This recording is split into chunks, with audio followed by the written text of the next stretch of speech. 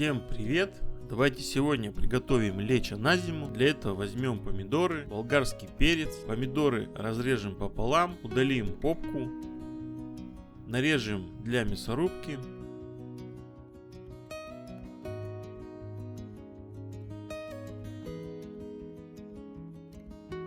Помидоры пропустим через мясорубку. Перемолотые помидоры поместим в кастрюлю. Кастрюлю поставим на плиту и будем варить в течение 15 минут, снимая пенку. Пока варятся помидоры, нарежем болгарский перец по размеру для мясорубки.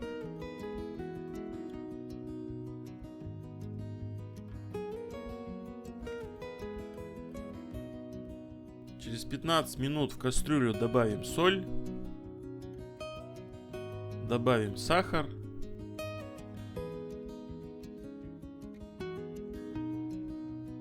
Добавим подсолнечное масло. Добавим болгарский перец. Все перемешаем и будем варить 40 минут.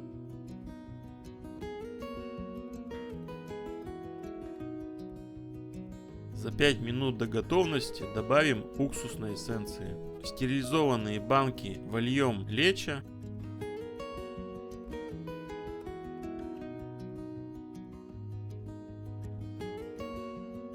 Накроем стерильной крышкой и закатаем банку.